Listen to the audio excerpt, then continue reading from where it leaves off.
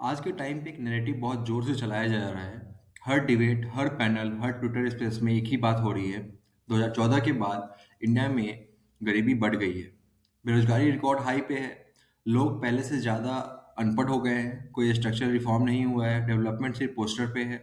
दुनिया इंडिया को सीरियसली नहीं लेती।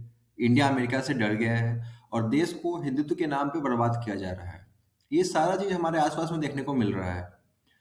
सवाल सिंपल है, मतलब एज अ एजुकेटेड पर्सन और मतलब जिसके पास नॉलेज होता है वो कभी भी ब्लाइंडली किसी चीज़ को डिसाइड नहीं करता।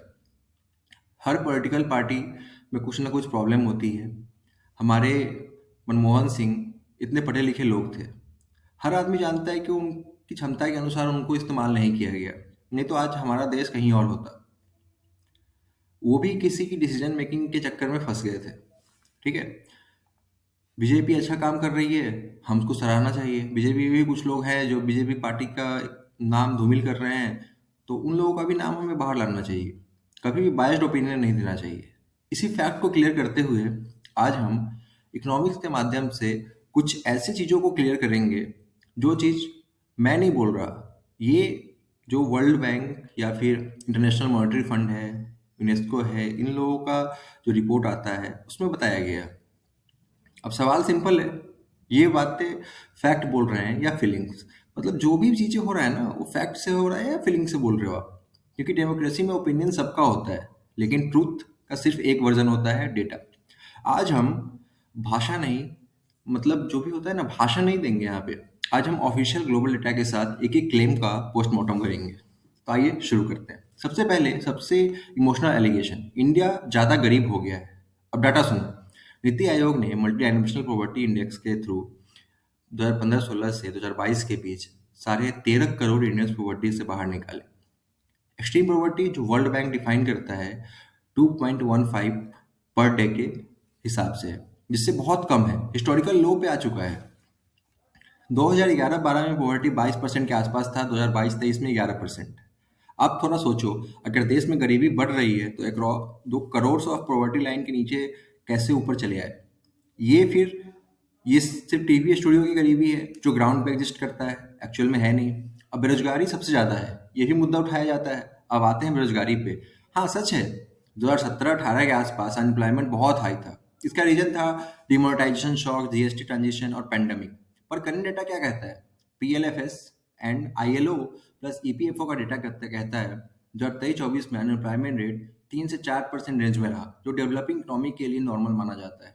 सबसे इंपॉर्टेंट है, आज लोग ज़्यादा जॉब सर्च कर रहे हैं। इसका मतलब ये नहीं कि जॉब नहीं है, इसका मतलब है subsistence farming, sorry subsistence framing से फॉर्मल जॉब्स की तरफ मूव कर रहे हैं। ठीक है, इसे कहते हैं स्ट्रक्चरल ट्रांजिशन। पर जब ये ट्रांजिशन होता है तो कुछ लोग इससे फेलियर बोल देते हैं, एक्सेप्ट ही नहीं करते इसको। पर जब ये ट्रांजिशन इम्प्लीमेंट हो रहा है तो हम एक्सेप्ट करना चाहिए हमें इसे। ठीक है, सच ये है, इंडिया में फॉर्मल एम्प्लॉयमेंट बढ़ता है, ईपीएफ और रजिस्ट्रेशन रिकॉर्ड पे है, गिग इकॉनमी एक्सप्लोड हुए हैं, सब जानते हैं। बेरोजगारी का इशू है, लेकिन इंडिया कोलैप्स कर गया, ये झूठ है। इलिटरेसी बढ़ गई है, ये क्लेम तो सीधा फॉल्स है। यूनेस्को प्लस AISHE डेटा देते हैं 2011 में लिटरेसी रेट 74% के आसपास था, आज 78 से 80% के आसपास हो गया है। मतलब 4% बढ़ ही गया है, 4 से 6% बढ़ा है लिटरेसी रेट। तो हायर एजुकेशन में यूनिवर्सिटी और कॉलेजेस 50% बढ़े। फीमेल इनरोलमेंट हाईएस्ट है अभी इंडिया में। स्टेम और प्रोफेशनल एजुकेशन एक्सपेंड हुई है। और डिजिटल लिटरेसी की बात करें तो 35 करोड़ प्लस यूपीआई यूजर्स हमारे सामने आए हैं। डीबीटी सिस्टम्स आया है, ऑनलाइन टैक्स फाइलिंग हो रहे हैं, डिजिटल हेल्थ आईडी बने हैं। एक अनपढ़ सोसाइटी वर्ल्ड का सबसे बड़ा डिजिटल पेमेंट सिस्टम नहीं चला सकता। इलिटरेसी बढ़ी है, ये कहना सिर्फ डेटा का इंसल्ट नहीं, ग्राउंड रियलिटी का भी इंसल्ट है। तो थोड़ा सोच समझ के बोलना है। ठीक है, और स्ट्रक्चरल रिफॉर्म नहीं हुए हैं, ये एलिगेशन सबसे ज्यादा कॉन्फिडेंट टोन में बोला जाता है। ये कुछ भी नहीं हुआ है, काम क्या हुआ है, काम दिखाओ। चलिए इस लिस्ट में देते हैं। 2014 के बाद GST, one nation one tax आया, आईबीसी बैंक्रप्सी लॉ आया। पहले लोन डूब जाता था, अब कुछ वापस, मतलब पहले लोन डूब गया, कुछ वापस नहीं आया। जेएमटी, मतलब जैम ट्रिनिटी आया आपके पास, जनधन योजना। ठीक है, आधार मोबाइल लिंक करो। कॉर्पोरेट टैक्स रिफॉर्म्स आए 2019 में। लेबर कोड्स आए, मतलब जो 4 लेबर कोड्स आपके सामने लाया गया। पीएलआई स्कीम्स लाया गया मैन्युफैक्चरिंग को बूस्ट करने के लिए। बैंक रिकैपिटलाइजेशन हुआ, डिजिटल इंडिया ओएनडीसी आया। ये रिफॉर्म्स दिखते हैं बोरिंग है, क्योंकि ये वोट के लिए नहीं, इकोनॉमी को ठीक करने के लिए होते हैं। रिफॉर्म का मतलब होता है शॉर्ट टर्म में पेन, लॉन्ग टर्म में गेन। जो लोग डिसीजन नहीं लेते उन्हें रिफॉर्मिस्ट लगाना ईजी होता है। डेवलपमेंट नहीं हुई, बहुत लोग बोलते हैं कहाँ हुआ है, विकास कहाँ हुआ है। अरे, अब डेवलपमेंट की बात करें तो डेवलपमेंट का मतलब सिर्फ ग्लास बिल्डिंग और फॉरेन कैफेज नहीं होते। हाईवे कंस्ट्रक्शन स्पीड डबल हुआ, एयरपोर्ट 70 से 150 हुए, रेल इलेक्ट्रिफिकेशन 90% से बढ़ा, 11 करोड़ का टॉयलेट बना, मतलब 11 करोड़ से ज़्यादा टॉयलेट्स बने, 75% हाउस होल्ड को टैप वाटर मिला। ये सब इंस्टाग्राम फ्रेंडली नहीं होता, लेकिन लाइफ चेंजिंग होता है। डेवलपमेंट सिर्फ अर्बन एलाइट के लिए नहीं हो, ये डेवलपमेंट नहीं होती। जब सिर्फ शहर वालों लोगों के लिए डेवलपमेंट हो गया तो उसको डेवलपमेंट नहीं बोलते हैं हम।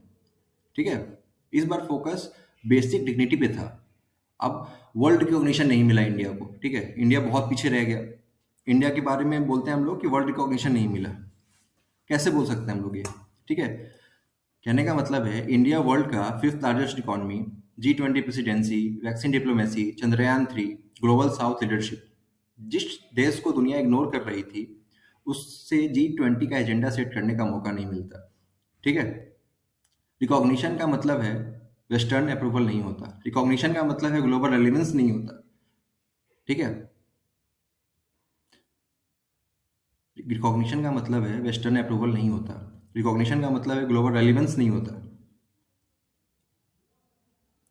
इंडिया यूएसए से डर गया, ये भी हम बोलते हैं, ये भी एक इमोशनल एक्विजिशन है। जिस देश को दुनिया इग्नोर करती हो उससे G20 का एजेंडा सेट करने के लिए नहीं बुलाया जाता। अगर ऐसा होता तो रिकॉग्निशन का मतलब वेस्टर्न अप्रूवल नहीं होता, रिकॉग्निशन का मतलब है ग्लोबल रेलिवेंस होता है। ठीक है, और इंडिया यूएसए से डर गया, बहुत लोग बोल रहे हैं, बहुत लोगों की जुबान पे इंडिया डर गया। ये भी एक इमोशनल एक्विजिशन है। इंडिया ने रसिया से ऑयल खरीदा, यूएसए से डिफेंस पार्टनरशिप रखी, अपना इंटरेस्ट सबसे ऊपर रखा। इसे कहते हैं मल्टी अलाइनमेंट। ठीक है, ना कि सरेंडर। डिप्लोमेसी में जो सबसे ज़्यादा चिल्लाता है वो अक्सर वीकेस्ट होता है। हिंदुत्व ने देश बर्बाद कर दिया, ये भी बहुत पॉइंट आ रहा है। कल्चरल असर्शन और इकोनॉमिक परफॉर्मेंस अलग चीज़ होती है। रोड धर्म नहीं पूछती, इलेक्ट्रिसिटी आइडियोलॉजी नहीं देखती, पॉवर्टी रिडक्शन रिलीजन नहीं दे जानती। समझे? गवर्नमेंट को क्रिटिसाइज करो, बिल्कुल करो, पर झूठ बोल के नहीं। ठीक है, क्योंकि इकोनॉमी भावना से नहीं, एविडेंस से चलती है। ओके, नैरेटिव बनाना आसान होता है, डाटा पढ़ना मुश्किल। अगर आप सच में देश के फ्यूचर की बात करना चाहते हो तो इमोशन नहीं, एविडेंस के साथ लड़िए। वीडियो अच्छा लगा हो हमारे चैनल को लाइक कीजिए, सब्सक्राइब कीजिए, और थैंक यू सो मच फिर साइंस में बने रहने के लिए।